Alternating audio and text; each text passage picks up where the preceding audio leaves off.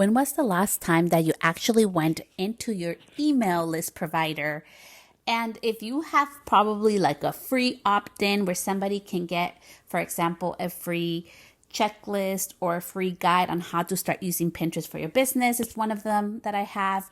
It does this automation, if you've never done this before, where you automatically get the freebie in your inbox, you get following emails afterwards. So I've been doing this for years, but in today's podcast, I'm going to be sharing the big mistake that I was making that was making no sense to me, and I'm like, oh my god, like I did such a big mistake that I want you to avoid. So we're going to be going into email marketing, the mistakes to avoid. I've been pretty diligent about everything except for this one thing that bit me in the butt. So I don't want you to have to go through that. So because of that, I decided to do this episode. So with that, let's get started and let's go ahead and jump into this today. So first, I always get questions on, Celeste, what email provider do you choose? So first, let me tell you what I've used. I've used in the past Kajabi, ConvertKit, MailChimp. Who else have I used? And, well, my regular Gmail.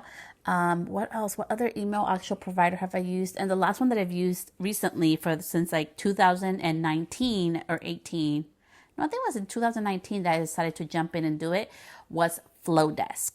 So yes, I am affiliated with Flowdesk, but before I even say that, I don't care if you don't go into Flowdesk. Like the tips I'm going to give you today help you with whatever email provider that you have. I just really love Flowdesk because it looks pretty. I'm all about aesthetics. If you ever come into my house or you've been into my home, like I like stuff very simple, warm, welcoming, and right now I have lots of grays going on in my house. Like it's the gray area.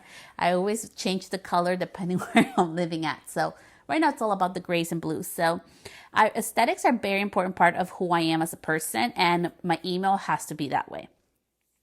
Flowdesk has amazing templates no matter what you use. If they have templates and they make you be consistent, it's going to help you. That's why I love Flowdesk so much, is because it helps me with consistency.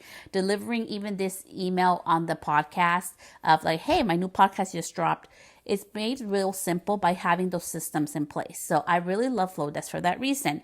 So first, let's go into like the 5 things that you should not be doing. And I'll go my number 6 is going to be like the big mistake I made, okay? So number 1, what should you not be doing?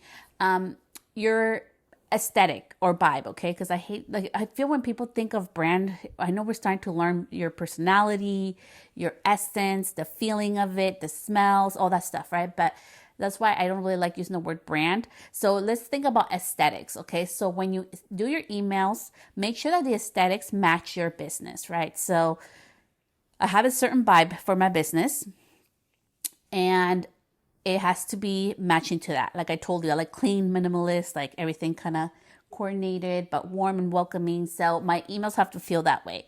What you do not want to do is like to have like a whole bunch, like a total separate, like I could have a dark and moody email that I send out to my list, but then all of my stuff I have everywhere is all like warm and welcoming, right? That would be like so opposite of what my business is. It creates confusion. So that's why I really think number 1 is don't make the mistake of having a different aesthetic in between both of them. So make sure that that's cohesive. Okay. So same feel aesthetics of it to your business. Okay. Number 2 is, this was one of my biggest mistakes I made in the beginning when I started emailing, and why I really feel a lot of people can't be consistent, and it held me back for a long time, is that I felt I had to be professional and not have any typos. I refuse to go get tested. I know maybe I'm dyslexic, or I know there's something off, okay, with me, but who cares? I'm 38 years old, too late. I don't care. I don't need to know. But I create typos all the time, and sometimes my thinking is faster than my typing. So actually like 80% of the time. So you can expect typos in my emails. And I held myself back so much because I thought I had to be professional like everybody else, and my emails had to look like everybody else's. So don't hold yourself back with your voice thinking that you have to be like everybody else. So don't hold back because, oh my gosh, I have to be professional. What am I going to talk about? And my punctuation, like forget that. It's more important that you're out there actually connecting with your people than to be worried about oh, it has to be perfectly done and aesthetic and professional. Like people want to do in business with you, and people want to get to know you, the real you, what makes you you. Typos make me real, and I'm sorry if that really annoys people, but it is what it is. It's like a thing I am, and I just let it go. So quit letting that perfectionism hold you back of like it has to be perfect. Do C plus work. Like all the stuff I put out is C plus. You ain't gonna get a B or A from me because that would take me 3 months to do one thing at a time. So that's why I'm like, you know what? I need to do C plus work. I'm happy with it. It helps me, and I hope that helps you too. Okay, so we talked about aesthetics so far. We talked about, holding yourself back because you have to sound professional or be professional without any typos. So number 3, it would be you do not have to communicate in the way that you think email has to be. So let me go explain into that. If writing is not your biggest strong point, which is a little for me, I think, because of my typos and my brain, video or audio can be a way you can deliver. So if you're part of my email list and you're listening to this podcast, go check out your email. In today's email, you can see that I put a link there to this podcast. So it's an audio delivery, and all the wording that's in that email is very minimal because in today's email, I decided to really focus on the value of my voice of this podcast, right? And you can do the same. Maybe you can you're like, okay, Celeste, that sounds awesome. I want to communicate with my clients via voice, but how can I do that if I don't have a podcast like you? Well, my friend, there's this amazing thing called voice memos on your phone. And did you know that you can email them or share them on your email provider? So you do not need to have a podcast. How cool is that? So if you like sending voice memos instead, like that's your vibe, do that. Okay. So like, don't hold yourself back because you think you have to do just audio or it has to be all written to be professional in email. You can also utilize video if that's what you like to do. So get creative with that. Okay, number 4, like the big mistake to make is automation is never checking it. We're going to go a little bit deeper on that in a little bit, but if you're going to automate things, do not put a date on it. This is what I mean. When you automate things, so let's say, for example, what you do is like you automate emails when they're going to be sent out when somebody signs up to your email list. Okay, for example. If you put like, oh, today is, this November of 2022, the likelihood of you going back to that automation, it may take a couple years, okay? Maybe it took Celeste 2 years and nobody told her that the automations were super old. I also had a lot of typos. It was when I was barely beginning to really get into email. There was so many things wrong with those automation emails. I mean, I honestly, like, it makes sense. Like, I won't go into that right now, but do not put your year. Don't put the date. Don't put that it's fall. Don't put that it's summer unless you're seriously a type A personality that you're going to be checking those automations every month. Don't do it. Learn from my mistake. So if you're going to automate your emails, do not put a date on there. Don't put the year. Don't put the date. Don't put the season. Okay. Unless you're going to be super good about it, just don't do it. Okay, lastly, number 5 is to just make sure that you go from time to time and check your automations. So something that you can do with Flowdesk and, whatever email provider that you use is you can add your Instagram handle.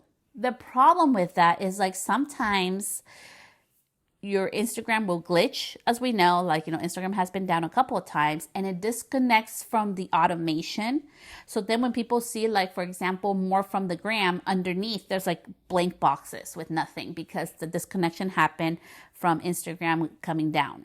It happened to me already 3 times. So I've decided to remove that part because it's annoying and I don't think it looks pretty and that really bugs me. So if you're going to be doing automations like that where it shows your YouTube or it shows your Facebook page or it shows your Instagram or whatever social media platform that you like, be very mindful that that could happen. So keep an eye on that. I just decided to skip it all together because I'm tired of having to deal with that. So that is my main thing. Okay, so now let's go into the big mistake that I do not want you to do. And I'm going to be super candid about this. So let me get comfortable in my sofa. Woo! Okay, let's talk. The big mistake I made with email marketing was with my automation. And these are the takeaways that I had from it. So what happened is that I was sending out this automation, but in the email it said 2022 in the final email. We're in 2024, okay? And what happened is that I really loved this one email that I had created in 2022 and I copied it, but I didn't edit the year. And so it caused this whole thing. And so I want you to start thinking how this is going to affect your business if this happened to you. And I'm going to be honest and tell you really what happened with me, okay? What happened to my business. So with that automation, it has to do with like the Beauty Pro side of my business. And something that happened is that people were getting that email, okay? So it's automated. So they got the 2022, that it says 2022 an email. And there was also like a fall email that was in that automation. And the weird thing, well, we'll go over the pros in a little bit, but the bad thing that happened is like, number one, people know that now it's an automation. So that's why I say don't put any years. Number two, the fall thing, we're not in fall right now. We're going into spring. So people know that it's not like real, like in place. And number three, it was super embarrassing because how embarrassing is that, right? It made a tech thing, but like, hey, we're human. It's going to happen. I'm talking about it on the podcast. And number four, it was such a big takeaway for me. So I want to tell you the good things because I always like to start with the bad because the good lessons out of this is amazing. And I want to take a moment to pause and ask you, have you ever made a mistake in your business, in your marketing? Because I made one. And rather than beating myself up and keeping it or putting it under the rug and hiding it so nobody can see it, I am here on the podcast sharing it with you. Because it's going to happen and I want you to avoid the mistakes because we already went over that. But if it happens to you, this is how you recover from it, okay? Recovery is so important. So this got me into like, I need to look at all my automations. So it got me to clean up my automations. I went through every single email and made sure that it sounded like me. And if it had the typos, there were typos that were up to date for 2024, for Celeste 2024. And I also deleted emails that no longer were in alignment with me, or like the wording wasn't no longer in alignment with me. I really simplified it. And this may not sound like a lot, but when you have 16 opt-ins, yes, I have 16. I know it's a lot. It took 4 hours of my day yesterday. And I started thinking like, oh my gosh, this is so much work. But you know what? That's how I've been growing my email list. So it's worth it. Sometimes it's going to take to automate your business. It's going to take work in the back end, but you're going to feel so much better. Today I woke up like so refreshed and light. I'm like, thank God that's over, right? So that was a good thing. The other thing that I learned is look at your analytics, okay? So it's really important that you look at your analytics in your email. That's what I got out of this. I'm like, I'm going to go look at my numbers. And my email list has been growing significantly, and I've been doing some couple of things that have been different because I really want to grow it this year. That's one of my goals, to reach to a certain goal on that email list. And what I've noticed with my email list is that there are things that are working better than others, which was awesome. Sometimes like maybe you go on a podcast, or maybe you do a local event, or, like you're offering your opt-in on social or somewhere else, or you're doing something different. I always test things. That's why I have 16 opt-ins. And I know it may sound like a lot. You do not have to do this, okay? I've been emailing people since 2019, okay? So I am years into this, but I want to be transparent with you what I'm doing. I always create an opt-in for each event. Celeste, why the hell would you do that much work? Because with Flowdesk, you just literally duplicate it, and then I can just edit the wording. It lets me know who opted in. It lets me know what I got out of that event. And you may be like, oh, Celeste, that sounds so selfish. You're asking and you're telling yourself, like, what did you get out of that event? Why are you going to give your time, your valuable time that you will never get back, into things that are not helping your business or helping you grow? Is my question to you. And only you know the answer for that. I know for me, my time is very valuable. I have 3 kids. I go to 3 school drop-offs, okay? Plus the business and everything else I do in my business. As you can imagine, I do have a very busy lifestyle, but you hear that quietness? I really treasure my quietness in my day. I have that quietness at least 4 times out of the week. And it's really part of my well-being and part of my happiness and part of what success feels to me is this quietness right now. I love that. So in order to do that, you have to make sure that what you're doing in your business is working and it's valuable of your time. So it was so awesome to look at email analytics because I learned, because I do those things, like I told you, opt-ins for different events that I offer people. It taught me what's working, what's no longer working. And I thought my mobile salon was my biggest opt-in. And guess what? It's not. It has some competitor opt-ins on my website. And I would have not known that if I wouldn't have made the big mistake of having those bad emails on my automation. And so now you're probably asking, okay, so this is all good, but what happened to your business, Celeste? How did this affect your numbers? So let's talk about the numbers. Let's keep it real AF up in here, okay? That's how we keep it here. So for my, I was noticing there's a couple of things. So first of all, my email list has grown very significantly, very fast. So what I'm doing is working, which I'm glad. I also have noticed is there's some opt-ins that are not working as well. So I will be removing those, not making an announcement, just taking them off. I will keep my workflows going. And what that means to you is that if you ever create a freebie, keep it active. Okay. This is the reason why I don't change Flowdesk, because if I changed, I had to change all these freaking things. And that's too much work on every single thing that I've ever posted on Pinterest or on any website or any article that I've given out that I've been written in where I give my information. All that stuff would be gone. So rather than doing that, I just keep it active. I just no longer promote it. Okay. So if you have it opt in or you have a freebie or you have like, an email list that you're starting to grow and now you want to switch it up to something new, that's something you can do. You can keep it active, but no longer promote it. Start your new thing. It doesn't have to be that complicated. That's what I'm doing. So it was just so interesting to learn. For my subscribers, I feel bad, but I also think it helped me because it tells them that I'm real. And the second thing that I think really helped me as well is that I do email pretty often. And if you've been part of my email list, you probably have noticed that I've been doing it more often because I am learning new things and I'm learning how to keep it simple. I no longer care that my emails are not going to look like Sephora's emails.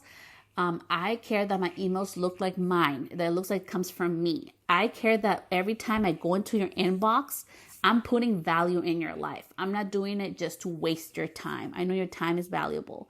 So with that intention, I think it really helped me to retain. So I've learned that there's some people that just want certain freebies and opt out right away. And it's just been such a beautiful lesson to look at your analytics, look at your numbers in your email list. What you think it's working may not be working at all for you. And what I thought was working was the opposite. So it was just such a beautiful lesson of this horrible mistake that I've learned. And I really want to give a huge shout out. She's not selling anything, okay? So nobody come at me like, oh, here she goes promoting. Nope, I'm not promoting because she's not selling anything. And you can't opt into this even if you wanted to, unless you're part of it. So I am part of Amy Porterfield. It's like we've had her on the podcast. She's a multiple like millions per dollar business. Okay. And I'm so honored to have had her in the podcast and interviewed her. And I'll put in the show notes if you want to listen to the episode. It's so valuable. I'm part of her Digital Course Academy and I'm going through it again. And I just finished her, like List Builder Society, which I was an affiliate for as well. I'm not here to promote. I'm just telling you what's going on with this. This is what started this whole process of me checking the back end of my email list and seeing the workflows and seeing the behind the scenes of my subscribers and seeing what is working and not working. It just literally started by her saying, everybody, you guys should be starting your email list and I want you to create a freebie. Her saying, everybody start your email list and, like she was always telling us that, but, some people are still like, in the beginning stages. They're not at the stage where I'm at. But just for her to say, create a freebie is where it got me down to this rabbit hole of checking my email workflows and my opt-ins and seeing what's working and all these beautiful things. And I was like, wow, this is amazing. Because sometimes we think like we need to spend more money to make more money. And that's not the case. Sometimes what we really need to do is utilize the products and the things that we already have in our business to see what else can we learn from it and how can we make it better. And also, like, I think for me, because I'm always constantly willing to learn more, and I seriously have a love for tech. I love technology. AI and I have a complicated relationship, but technology, I love it. I love how it can simplify things. And I make mistakes too. And just because you automate your business, it's a freaking complete lie that things will never go wrong. I think it was so much fun, like watching her, because she had like tech issues yesterday, and just like not fun, like also funny, but fun and like, wow, like how she handled it with grace. Some people didn't like it. Some people were upset because there was tech issues, but it's just like the reality of business that it doesn't matter whether you're like making multiple millions of dollars a year in your business, or you're just starting out, or you're in the middle, or you're in the growth stage. Either way, you're always gonna find like tech going wrong on you. But how can that be a learning lesson, right? How can you actually learn from it? How can you grow from it? And I think that's something that really helped me with this. Like, as I'm doing the reset challenge with her right now, and other fellow Digital Course Academy members as well, is that if you're willing to open your heart and open your mind to learn something new, and to not, well, like, I already have that set up, so I'm not gonna look at it mentality. If you're willing to always stay a student and be humble, like, I think it really helps you a lot. And that's what happened with my email automation. So just because it's automated doesn't mean it's going to be perfect. So I really hope all those things really helped you.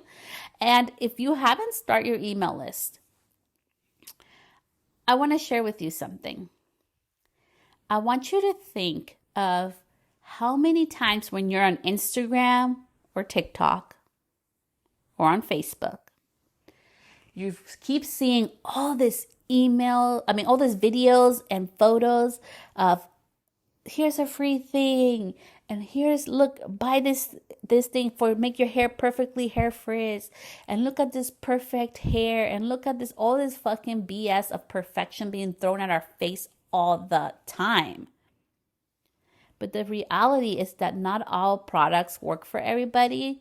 The reality is that we are not for everybody. The reality is, like, I really feel like in the beauty industry, we forget that the beauty is individual. Like, beauty is not universal. Like, what somebody may think glam makeup is the most gorgeous thing. I love glam makeup, but I also do love supernatural makeup. So it's not that I need to pick one side over the other. So I love both. And there's people that only love glam makeup, and there's people that only love natural makeup, right? There's people that may look at me and be like, oh my God, Celeste, I can't believe you don't even try and style hair over it all the time, versus me empowering my daughters that I don't want them to think that only straight hair is beautiful and style hair is beautiful, because I grew up in that generation where you went to school with like straight hair. I even put a freaking, yes, I'm going to say it out loud, as a hairstylist, because remember, I wasn't a hairstylist my whole life. I put like a hot clothes iron, okay, to iron your clothes on top of my hair to make it extra smooth. I did dumb shit like that when I was young, because there was so much pressure, right? Like, we had to be this perfect little hair. Like, it had to be straight, okay? So why am I sharing this with you, and what that has to do with email? Email marketing can literally be sharing that story. And I have shared it before. And hey, I'm going to be sharing it again because it's so important, right? Like, that's what I mean. Like, sometimes we think like email marketing has to be this like salesy thing, but it can be of service. Like, sharing your stories is of service. It's sharing your services that, hey, I took this class and now I'm offering this service that's going to help you in this way. That's being of service. Selling is being of service. So don't make it like this bad thing. And, like I always promise in my emails, I'm like, you get 85% value, and then you get 15% sales. That's my promise to you. 85 value, 15 sales. So, if you like that, awesome. If you're looking for 100% free, like, no, like, that's not me. And, I always like to keep it honest and 100 in there. So I hope this episode really helps you to remember that automation is awesome, but it can have its hiccups. It can have its downfalls, and that we all make mistakes. And, it doesn't matter like if you're just starting out or you're a multiple $1 million business, like the tech headaches is going to happen to everybody. And like, it's so important to not get comfortable. So I just wanted to share like the big mistake I made and how I fixed it this week. And I am so grateful to having you a part of the community on the podcast. I do not run any ads on here or sponsorships, any paid sponsorships on this podcast. Your reviews really help me. So if you could just take the time to leave me a review here on the podcast, I would greatly appreciate it. Or just go ahead and follow that show. That supports me to continue doing this for you. Thank you so much. And I will see you back here next week. Bye, love.